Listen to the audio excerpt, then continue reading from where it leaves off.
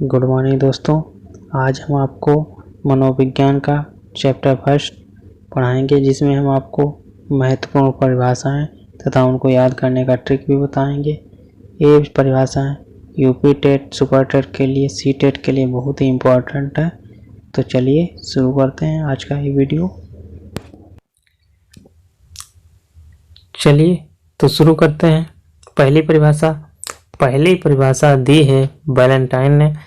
उन्होंने बताया शेषावस्था, जिसके शेषावस्था का काल होता है 1 से 6 वर्ष, शेषावस्था सीखने का आदर्श काल है। ये कहा है वैलेंटाइन ने।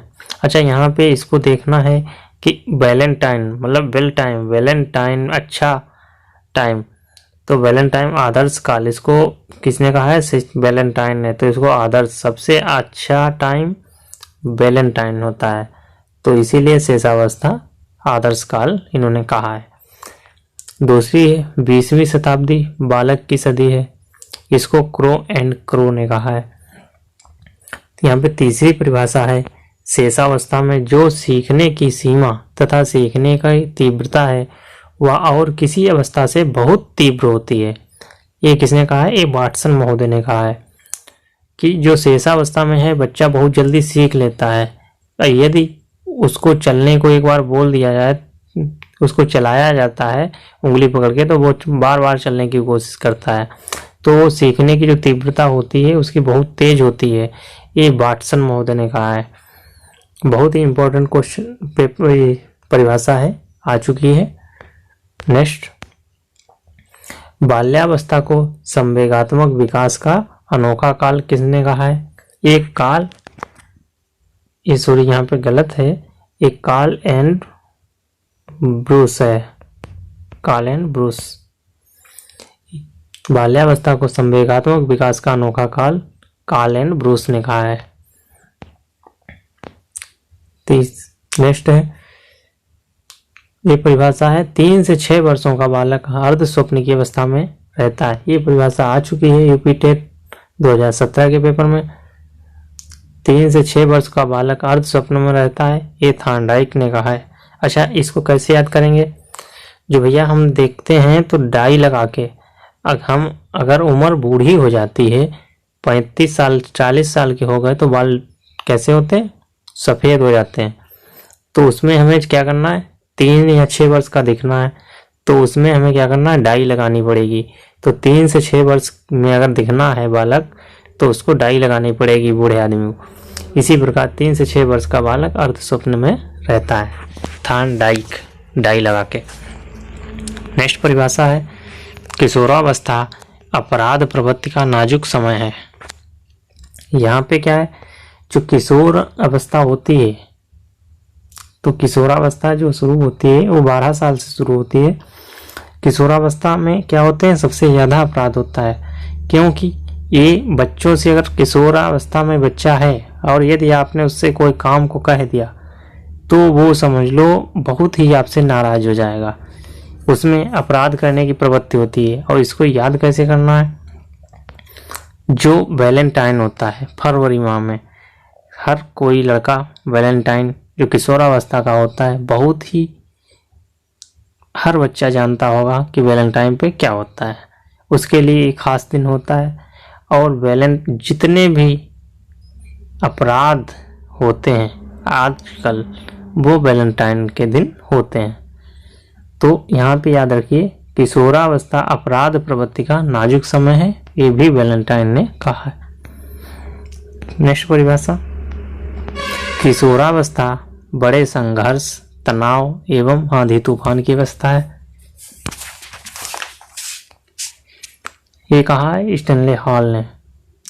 अभी हमने बताया कि जो 12 या किशोरावस्था में बालक होगा तो हमेशा तनाव, उसमें एकदम बहुत नाराज हो जाएगा आपसे, बहुत ही खुश हो जाएगा, तो उसमें अचानक से तूफान सा आता है, तो वही आंधी और तूफान की अवस्था है। ये कहा स्टैनले हॉल। तो इसको याद करने के लिए हम देखते हैं, यहाँ पे शब्द आया है आंधी तूफान। तो किशोरावस्था जब संघर्ष करके वो आंधी तूफान से निकलती है, तो कहाँ पे बैठेगा वो जाके भैया आया बाहर से आंधी तूफान से, वो हॉल में बैठ गया, कहाँ पे आएगा? हॉल में। अपने लोग कहाँ? बाहर अगर बारिश होती है, आंधी आती है, तूफान आती है तो कहाँ बैठते हैं? हॉल में। तो यहाँ से टेंशन फ्री हो जाती है। तो किशोरावस्था बड़े संघर्ष और तनाव एवं आंधी तूफान की अवस्था है, स्टैनले हॉल ने कहा है। नेक्स्ट, इसमें कोई मतभेद नहीं है कि किशोरावस्था जीवन का सबसे कठिन काल है। तो भैया यहाँ पे इसमें कोई मतभेद नहीं है कि किशोरावस्था जीवन का कठिन काल है, एक किलपैट्रिक ने कहा है। अभी शक्तिमान तो सबने देखा होगा, उसमें किल्विस था। तो वहां पे क्या है कि उस अगर किल्विस के पास कोई बच्चा पहुंच जाता है तो क्या है, किल्विस उसको बचाने शक्तिमान आता है किल्विस के पास। तो वहां पे हमेशा जो है बहुत ही कठिन बात है कि अगर किलपैट्रिक के पास या किल्विस के पास पहुंच गया तो समझ लो कि उसे कोई नहीं बचा सकता। तो इसलिए कठिन काल जीवन का सबसे है जो किशोरावस्था है, ये किलपैट्रिक ने कहा है। नेक्स्ट, किशोरावस्था शेषावस्था की पुनरावृत्ति है। तो यहाँ पे जो कृष्ण जी हैं वो बहुत रास करते हैं।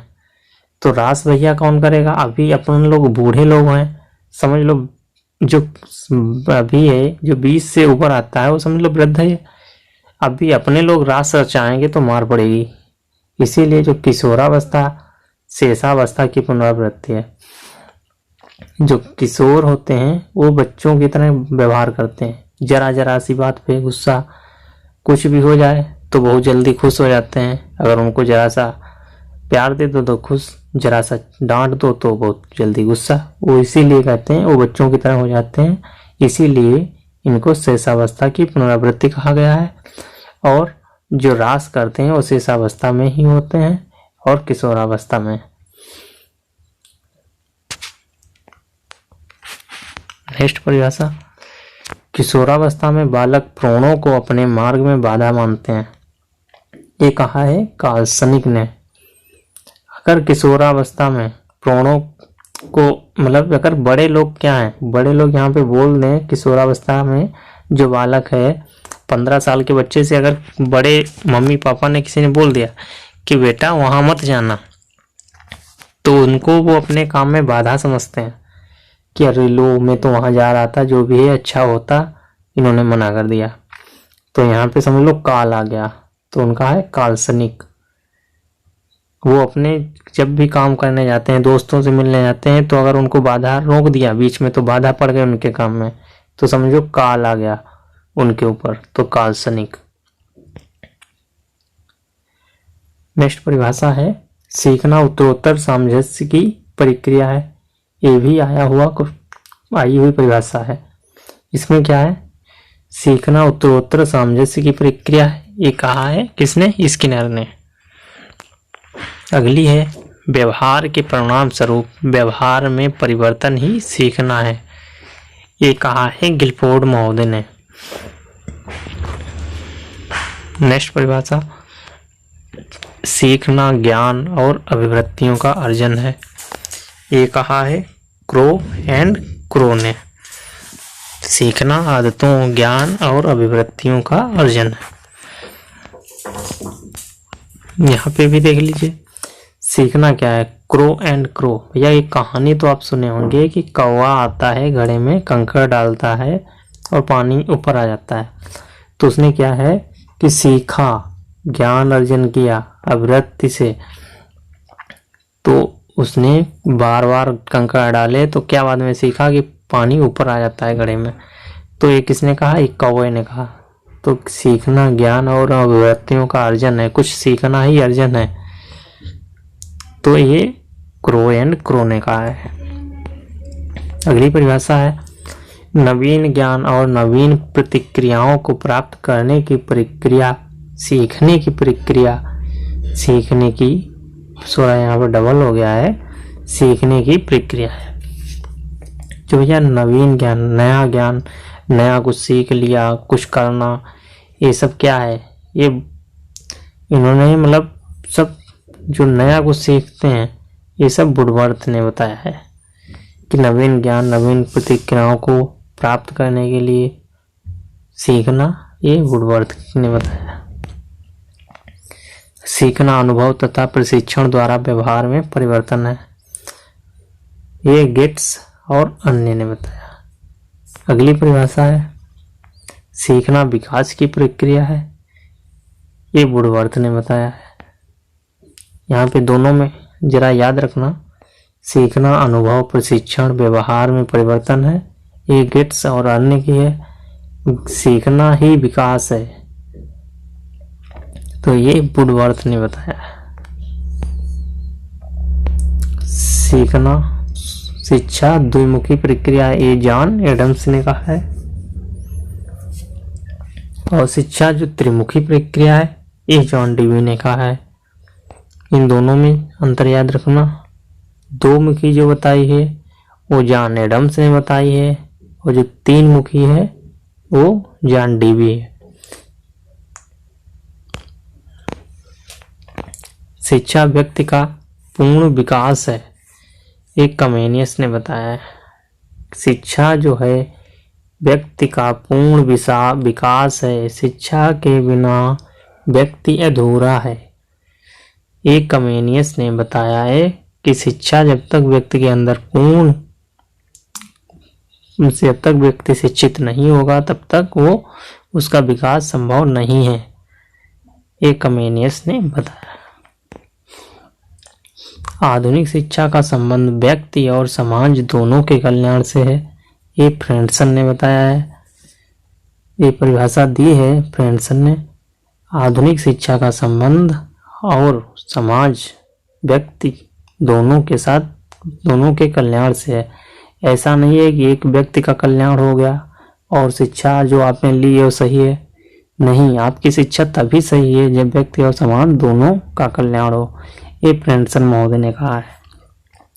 इन्होंने बात ही यहाँ पे की है व्यक्ति और समाज, मतलब सभी का इसमें विकास हो, सबका कल्याण हो, तो ये फ्रेंड बन के रहते हैं, इसीलिए फ्रेंडसन ने ये परिभाषा दी है।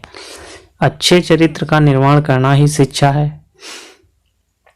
अच्छा चरित्र मतलब अच्छा दिल, अच्छा हृदय, तो यहाँ पे क्या है, अच्छे चरित्र का निर्माण करना ही शिक्षा है, मतलब अच्छे हृदय का, हृदय मतलब हार्वर्ट, तो अच्छे चरित्र का निर्माण करना ही शिक्षा है, ये हार्वर्ट महोदय ने बताया। नेक्स्ट परिभाषा, स्वस्थ शरीर में स्वस्थ मनुष्य का विकास करना ही शिक्षा है। जब भैया आप स्वस्थ होंगे, जब आदमी स्वस्थ होगा तभी तो विकास होगा, तभी वो शिक्षा स्कूल जाने पाएगा ना। तो इसीलिए स्वस्थ शरीर में स्वस्थ शरीर का विकास करना ही शिक्षा है, ये अरस्तु महोदय ने कहा है। नेक्स्ट परिभाषा है, शारीरिक मानसिक व बौद्धिक विकास की प्रक्रिया ही शिक्षा है। ये कहा है प्लेटो ने।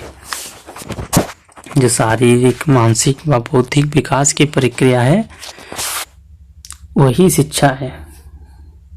जैसे कुछ भी हमारे दिमाग में चलता रहता है, बौद्धिक विकास की प्रक्रिया, उसमें भी हमने कुछ सीखा तो वही शिक्षा है, ये प्लेटो ने कहा है।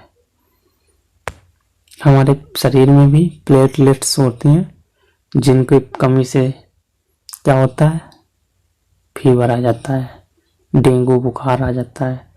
अगर शरीर में प्लेटलेट्स कम हैं तो फीवर, वो भी डेंगू फीवर आ जाता है। इन्होंने कहा है शरीर मानसिक बौद्धिक विकास आपका रुक जाएगा अगर आपकी प्लेटें कमजोर हो जाएंगी। इसीलिए शारीरिक मानसिक और बौद्धिक विकास के लिए क्या जरूरी है, शिक्षा, और ये प्लेटो ने कहा है। अगली परिभाषा है, अभिप्रेरणा सीखने का सर्वोत्तम राजमार्ग है। जो अभिप्रेरणा है सीखने का सर्वोत्तम सबसे अच्छा मार्ग है, ये स्किनर ने कहा है। तो भैया अभिप्रेरणा सीखने का सर्वोत्तम मार्ग है, राजमार्ग सबसे अच्छा है, इतना अच्छा है कि उस पर समझ लो सड़क के चलते हैं, स्किनर। इतना अच्छा राजमार्ग है कि उस पे सरक जाता है आदमी, सरक सरक के चलता है। नेक्स्ट है परिभाषा, शिक्षा से मेरा तात्पर्य बालक और मनुष्य के शरीर, मस्तिष्क व आत्मा का विकास करना है या उत्कृष्ट विकास है। ये कहा है महात्मा गांधी जी ने।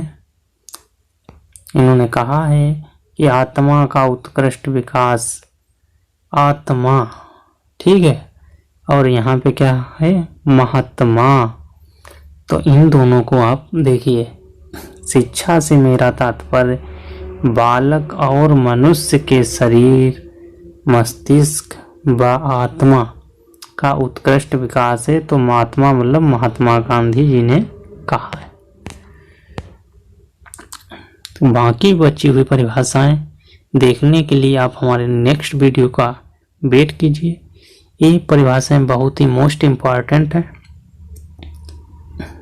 तथा बहुत ही मुश्किल से ढूंढ के मैंने एक ही जगह पे इकट्ठा की हैं। तो आप लोग पूरा 2 बार वीडियो देख लीजिए, आपको कहीं भी और परिभाषाएं नहीं आती, इन्हीं में से बार बार रिपीट होती रहती है या न्यू आती है, तो भी हम आपको और परिभाषाएं कराएंगे। तो चलिए देखते